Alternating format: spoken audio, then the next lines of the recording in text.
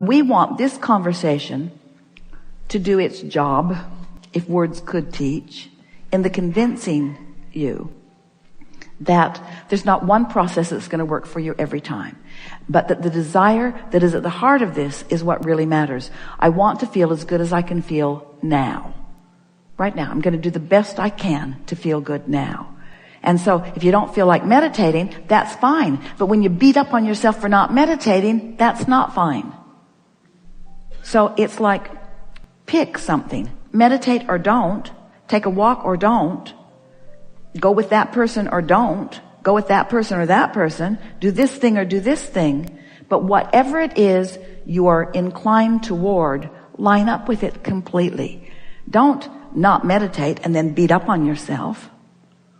If you're going to meditate, give it your all. If you're going to go with that person, give it your all. Give whatever you're doing your undivided attention. Give it a chance to come into sync with the power that creates worlds. And if it doesn't, then make another choice. Until before you know it, you're going to feel really flexible and really free in the choices that you're making.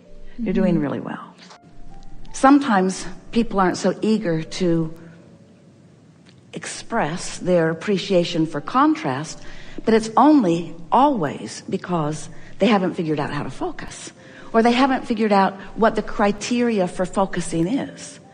If there's just a lot of variety and you're just giving all of your attention, or wanted and unwanted your attention, then you've got a sort of sloppy focus going on, which means you've got a sort of sloppy point of attraction going on.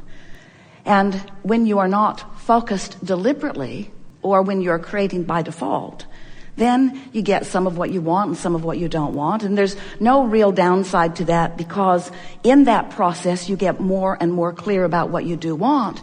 But if the clarity about what you do want is coming on stronger and stronger, but your ability to focus on what you want is not becoming more practiced, then you just get a bigger life, but it's not a comfortable life. It gets bigger. There's a lot more variety. You can parlay your life into really wonderful things. We've been saying to you for a while, when you know what you don't want, you know what you do want, and there's a bounce in that, because when you know what you don't want, a rocket of desire shoots out of you. And so knowing what you do want is predicated in part upon knowing about what you don't want. We just don't want you to make a life career out of knowing what you don't want. We want you to get more oriented toward knowing what you do want and speaking more about what you do want, and therefore practicing more of the vibration of what you do want, and therefore holding a more consistent vibrational point of attraction about what you do want, and therefore setting a vibrational grid that aligns with the core grid. We'll talk about grids all through this day, because we want you to begin to consciously acknowledge your point of attraction. There's no right or wrong. Just do your best to apply as much that you know as best you can. And most of all, don't beat up on yourself, because there's a sort of recurring theme in this conversation that goes something like, I should be doing better than I am. And that is what's slowing things down more than anything and making meditation feel like a chore. Also, we don't want you to meditate to fix something that's broken. We want you to meditate because it feels good to release resistance. We don't want you to meditate all the time, and we don't want you to work hard. We want you to take inspired action. We want the meditation to lead you to inspired action if it does. But if it isn't working, then take another tact and another tact. There are many ways. Listen to music, take a run, pet your cat, walk with your dog, call a friend. In other words, do anything and everything you can think of that will bring you into a place of feeling good, until you discover which things work best for you. And then understand that the thing that is working best today may not be the thing that is working best tomorrow, but before you know it, you'll have this whole pile of things in your pocket, a bag of tricks, so to speak. That was one of the things about the 22 processes that we put in the back of the Ask and It Is Given book. They were written in an understanding that you are at different vibrational frequencies. You are at different relationships to the source within you. And sometimes one process works better than another. So you just have to figure out what works best for you right here and now. We are here visiting with you because you ask us to come. You ask us to come.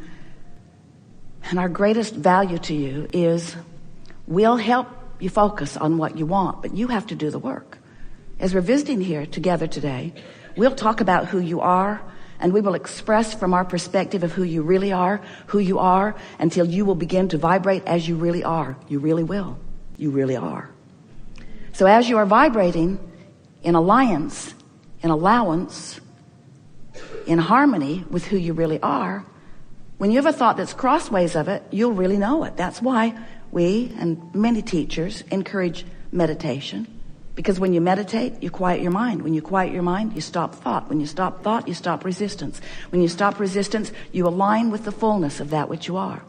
And if you do it pretty consistently, when you're out of whack with who you are, you feel it in a stronger way. If you're out of whack regularly, then you don't notice it. Then it feels normal. The people who aren't out of whack look weird to you. That person is far too happy for their own good. That person is delusional. That person is not facing reality. And we say, that's what we teach. Never face reality. Because you are the creator of reality. You're the creator. Don't face what is, choose what's better and focus upon that. And hold yourself in the vibrational stance that the better keeps coming to you. The reason that we would encourage you to meditate is because you might have some busyness going on in your vibration that isn't serving you, that if you were to meditate, it would soften it and you'd be in a better place. And you also get it that if you're being really specific about something that you don't believe, that you're sort of shooting yourself in the foot. So being more general is a good tool. So you're also getting it that if you are chilled, if you are in alignment, meditation isn't a good idea because you're already there. Here's the gauge that we would apply and the question that we would ask of ourselves. If I'm tuned in, tapped in, turned on, then thinking about what I want is the best thing to do. If I'm out of whack, meditation is a better plan. Mm-hmm. If I'm holding my cork under the water, letting it go is the best idea. If it's bobbing on the surface, thinking about how fun it is a better idea. We're not encouraging you to meditate just for the sake of meditating. It's a tool to release resistance. And sometimes you don't have any resistance to release, so it is a chore that is unnecessary. And the reason you called it a chore is because parents are all the time giving you meaningless things to do. That you're not inspired to, that you don't want to do, that you don't have any momentum going for, so it feels like a chore. And why does it? Because you didn't want to do it, because there's no momentum going. We think it's wise. We don't want you to make chores out of our processes. We want you to use them as tools to improve your vibrational state of being. We would rather see you having a wonderful walk outside than meditating, because both are conducive to alignment. We would rather see you happy about something or appreciating something than meditating, because whether you're meditating or appreciating, there's still no resistance. So just move around in the knowledge that you've found and see what fits this moment and what fits this moment. Sometimes in a conversation, listening's the best thing. Sometimes in a conversation, saying something is better. And so often you say, but Abraham, you say I'm here to sift through contrast. Really? Is that why I'm here, to sift through contrast? And we say contrast is a natural byproduct of being in your world. You came to be this leading edge explorer of variety, knowing that from that focus you would come to your own personal conclusions. And when you decided to come into this body, you knew that those personal conclusions were important. So important that all that is would back you up when you come to one. So when someone's rude to you and you want them to be nicer, Source backs you up. And every time they're rude, you feel the discord. Or every time you think about them being rude, you feel the discord. Or every time you're rude back, even though they deserve it, you feel the discord. Because the source within you never goes there. The source within you always takes the bounce. Always knows that when you know what you don't want, you know what you do want.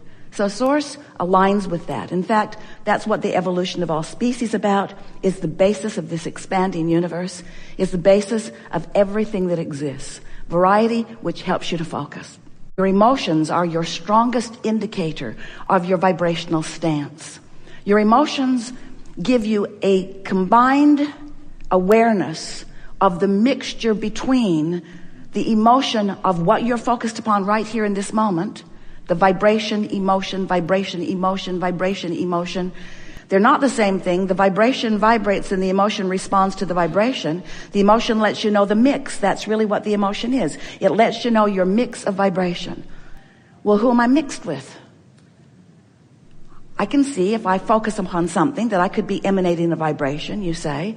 But what am I mixing with? The vibration of your larger being, the vibration of who you really are, the vibration of your inner being. You can always feel that mix. And the better you feel, the less resistance in the mix. The core of you is one who appreciates and loves. And when you find fault with someone, when you hate them, when you find fault with what they're doing or what they're saying or how they're being or how they're thinking or even what they're wanting, then you get crossways in your vibration from the core of you, and that mix lets you know you're crossways. And so sometimes you may want to know, we would if we were standing in your physical shoes, well, can I trust this emotion? Can I trust it? How do I know that what I'm mixing with has a clear view? How do I know that that's guidance that I want to follow? We say, try it for a little while and see how it turns out. Your inner being will never lead you to something unwanted, because all day, every day, as you are exploring the variety and knowing what you don't want and knowing what you do want, you are emanating these vibrational rockets that precede your manifestation. They do. And they vibrationally are held in what we've been lovingly calling your vortex. It's a swirling, because law of attraction is gathering all cooperative components to it. It's a swirling vibrational state of being where all of your preferences are held. Does that make any sense at all to you? We've written a few books about it, and there are more coming. Have you been reading them? Have you been listening to us going on and on and on? Because we can go on and on longer about your vortex. Your vortex is this gathering place, this vibrational gathering place of all of your preferences. And it didn't just start the day you got here. It's been going on as long as you have existed, which is longer than we have time to even begin to explain to you. It's a long pattern of becoming the pure positive energy being that you are. So here's this vortex which vibrationally contains all that you are. And here you are in your physical body, brilliant, genius personality that you are, moving through life experience. And as you're moving through life experience, you are focusing upon a variety of things. You're listening to your kids, you're listening to your mother, you're listening to your lover, you're watching television, you're reading books, you're observing traffic, and you are integrated in the world and you are observing.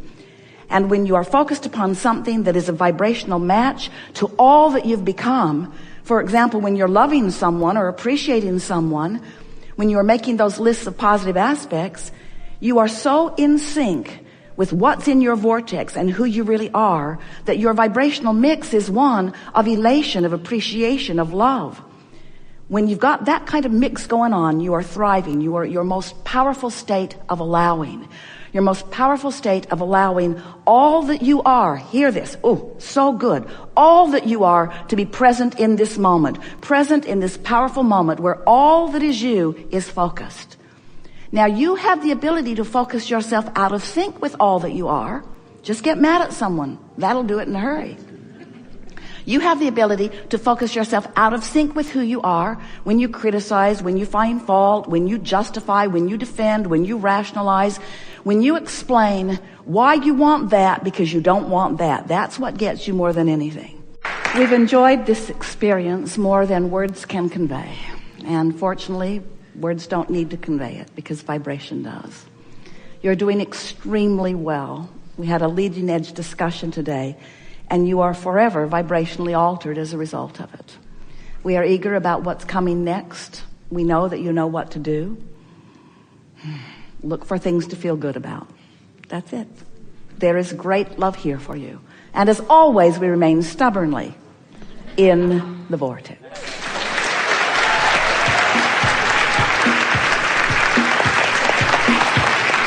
What a good day. Woo.